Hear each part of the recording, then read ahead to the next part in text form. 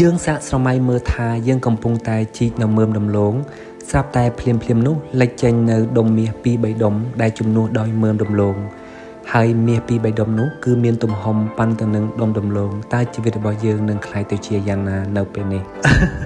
គួរចង់សើចដែរជីវិតរបស់យើងគឺនៅតែវេទនាដដែលដោយសារនេះគ្រាន់តែជាក្តីស្រមៃដុំដំឡូងនៅតែជាដុំដំឡូង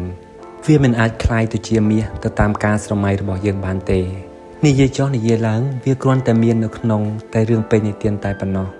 ហើយអ្វីៗគឺកើតឡើងទៅតាមការខិតខំប្រឹងប្រែងរបស់យើងតែប៉ុណ្ណោះបាទនេះគ្រាន់តែជាវីដេអូកំ pl ែងលេងសើចតែប៉ុណ្ណោះដើម្បីបំបត្តិការអបសោកហើយថ្ងៃនេះខ្ញុំបានទៅលេងផ្ទះមិត្តភ័ក្តិរបស់ខ្ញុំដោយសារតែយើងបែកគ្នាយូរដែរហើយអញ្ចឹងយើងចង់និយាយគ្នាលេងហើយចៃដន្យអីផ្ទះរបស់គាត់សម្បូរដំណាំដាំដុះដោយខ្លួនឯងអញ្ចឹងទៅក៏គាត់នឹកឃើញថាដំឡូងហ្នឹងគឺមានរសជាតិឈ្ងុយឆ្ងាញ់គាត់ក៏ជីកដើម្បីផ្ញើខ្ញុំ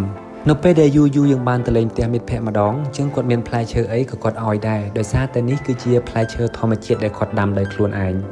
ហើយប្រសិនជាយើងទៅលេងផ្ទះគេញញប់ពេកមិនដឹងថាគេឲ្យទៀតអត់ទេប៉ុន្តែខ្ញុំជឿថាគាត់នៅតែឲ្យដោយសារគាត់ទាំងពីរនាក់ហ្នឹងគឺចិត្តល្អមែនទែនបាទសូមអរគុណសម្រាប់ការតាមដានទស្សនាវីដេអូនេះហើយសំខាន់តែអភ័យទោសរាល់កំហុសឆ្គងដែលកើតឡើងដោយអចេតនានៅក្នុងវីដេអូនេះសូមអរគុណសូមជម្រាបលា